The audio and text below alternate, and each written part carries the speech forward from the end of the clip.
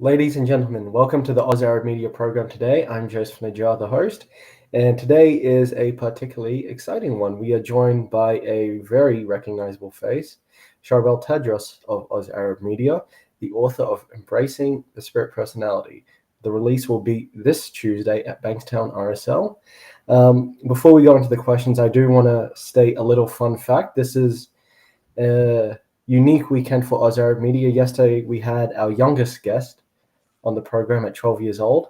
Today, we are joined with our oldest guest of the program, Mr. Charbel, at 500 years old. I kid, of course. Charbel, how are you? Good, good. How are you? Good, thanks. I did say I was going to open with a joke, and that's the joke. That was the Yes, yes. Make jokes at my expense. All right, Charbel. Of course, thank you for being with me today. Tell us about the book, Embracing the Spirit Personality. All right. Well, embracing the spirit personality is actually a continuation of my previous work, but at the same time, it's a more in-depth look into people's personalities, how they interact with each other, and how a person can work on themselves to reach their highest potential, personality-wise. I developed the strategy based on the work of Rudolf Steiner. And he initially based his work on something mentioned by Socrates, which is something called the four humors. He also called them the four temperaments, which are based on the natural elements: earth, water, wind, and fire. So they said that each person can have a different personality based on the elements, and described closely in relation to how that element actually behaves. So, for example, when we say someone is an earth person, it means that they are as stable as the earth, as unchanging, as rigid. And also they have depth, so they have wisdom. When we say someone is like water, it means they have the fluid the fluid trait, if you want, which is that if they are set on a course, they keep going. They don't stop until they reach their destination, or until something kind of blocks their path. But when something blocks their path, they just stay there until something also removes that blockage. The wind person is like the wind, everywhere, just connects to everyone, is easygoing, very friendly, but it's not a person who's deep. It's a person who remains on the shallow end of things, who doesn't create deep connections. He creates lots of connections with people, but none of them are actually deep connections. And then the fire person, just like the fire, it forges its own path. It burns everything in the way to get to where it wants.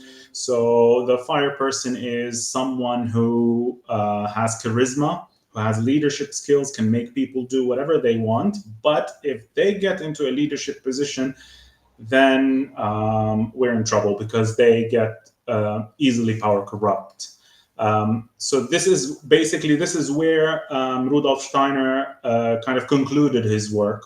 So I took off from there, and I worked in developing these personalities more, and also on more observation on people. I was able to see that it's not just one personality in one person. It's usually a mixture of personalities, usually two, sometimes three.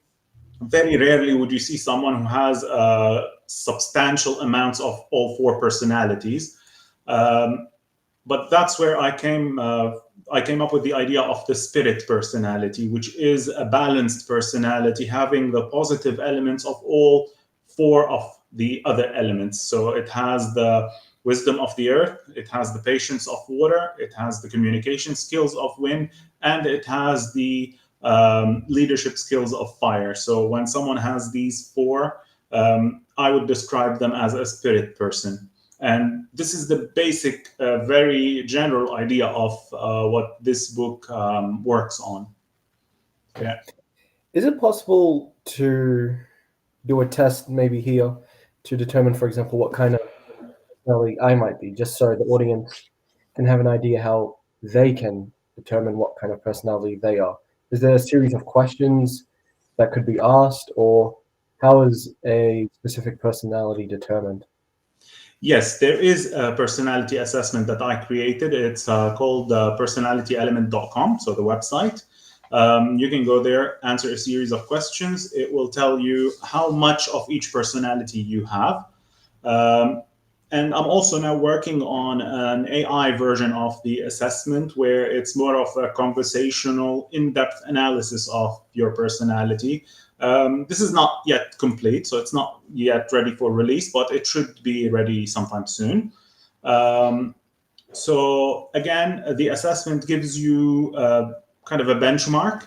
It tells you what your current personality is, but with time, um, you should be working on developing the positive traits of all the personalities in order to reach the spirit personality. Hmm. In your experience doing research for the book, interacting with other people, what kind of personalities do you see mostly in society? Water, earth, which kind? I can't say because there's It's a wide range. I see them. I see most of them equally. And I think anyone who would observe their environment, they would see that there are people from all the elements surrounding them. They might synergize with certain elements and not others, but that's part of what their major personality would be. So, for example, if we say someone is a water person, they are easily affected by by a wind person, whereas they might not have too much of a connection with the earth person because of not incompatible, just different types of personalities. And just like in nature, also the elements have effects on one another. So if we observe a rock in the middle of an ocean, um, so the rock is obviously the earth element. What gives it shape is the movement of the water around it. So the patience of the water is what helps earth change, what helps reshape the earth. Um, in personality in personality traits, it's the patience of the water person, that helps the earth person change their mind and accept new ideas. Uh, the water, what gives it the movement is the wind. So the element of wind makes the water kind of have new movement or new directions.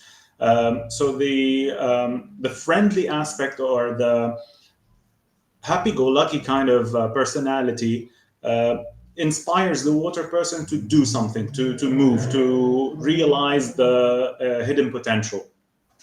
And then the wind personality, what gives it the power to move is the heat.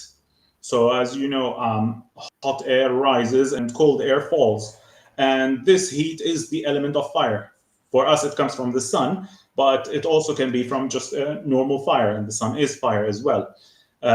So, the heat or the power, the charisma of the fire person is what gives the wind person the inspiration or the love to do something, to change something in the world.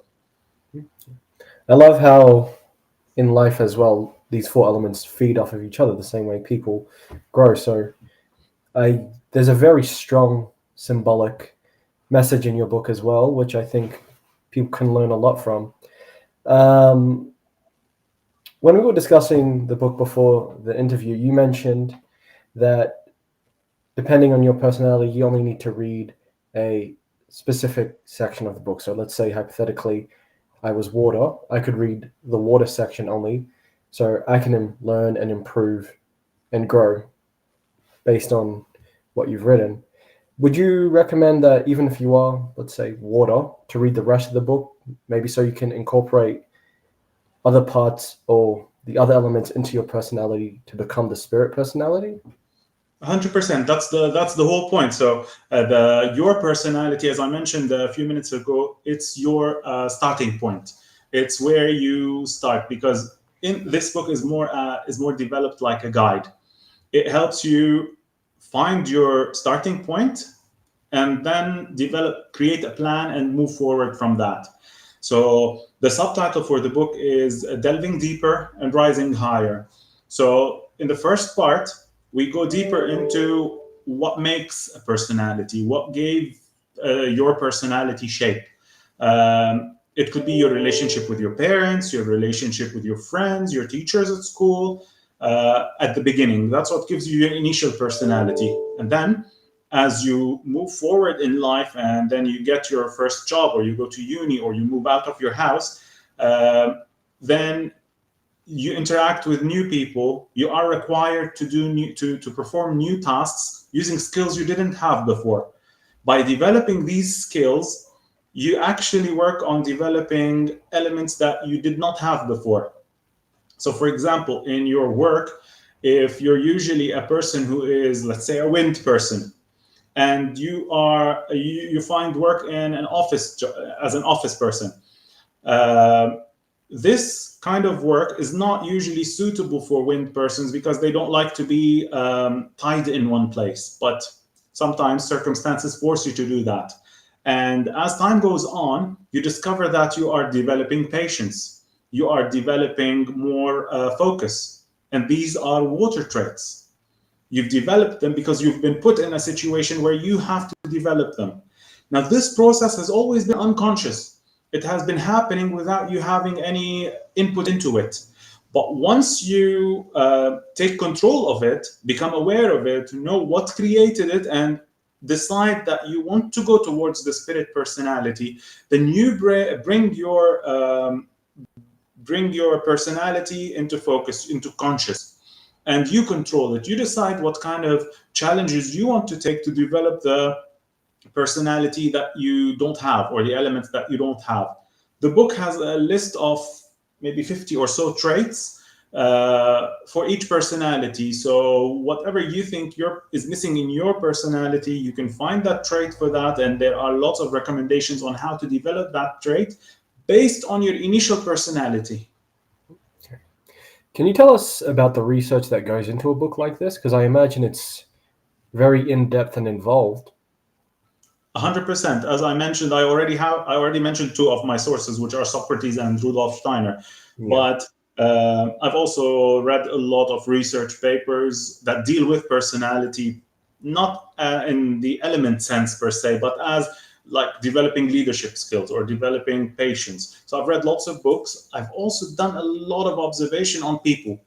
So people were my main source of information. By discussing the personalities based on my previous book, um, so I've done a lot of seminars and a lot of talks about these. And after the talk, I have a lot of people approaching me and asking me about them, um, asking what their personality is, how they can find out what it is, what it means, how they can develop the others, why should they develop the other personalities, and all that.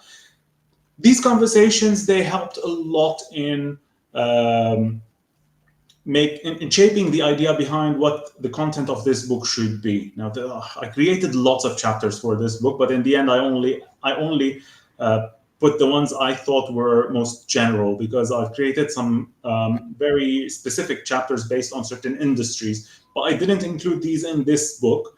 I wanted this to be a general guide that anyone can pick up and benefit from. Okay. How long were you writing the book for? The actual writing process took around maybe 6 months, 6 months. but the research behind it, the observation and all that took around 8 years. 8 years? Yes. Okay. The reason I ask this is because you are a well-known author here and back in Lebanon. Compared to the research and the writing with your other books, how does it compare with this one? I would say this one took as much research as all the other seven put together. Okay, so generally This one, speaking, as you will see, it's a 350 plus page book.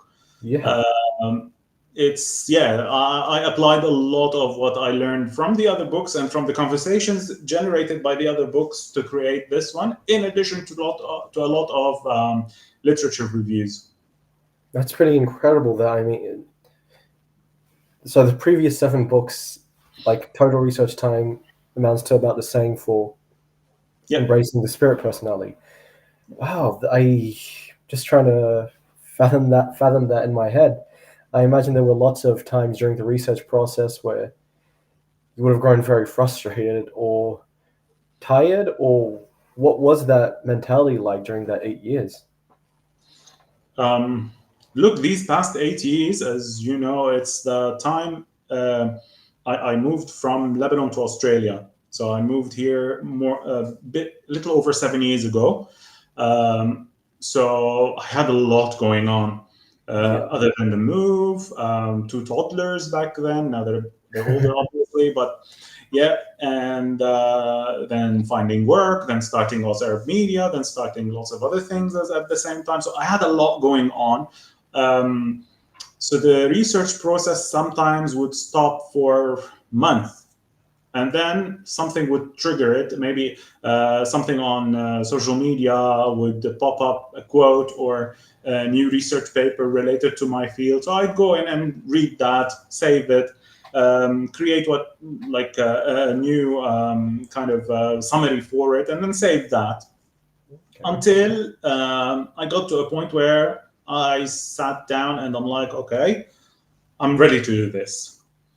So yeah, so I sat down, started writing the whole thing, and yeah, so when I start writing, then you see a completely different part of me, which is what I call the um, autistic writing hermit mode, autistic hermit writing mode. So um, I've I never heard of that mode before.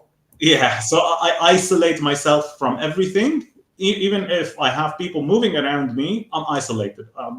Nothing exists other than me and this book, and I just write and write and write and write until I have everything on paper, and then actually not on paper, on my Word document. Yeah, And yeah, then I go into the editing process. This is a bit less rigid, and yeah, I have to mention also the advent of AI helped a lot with the editing process.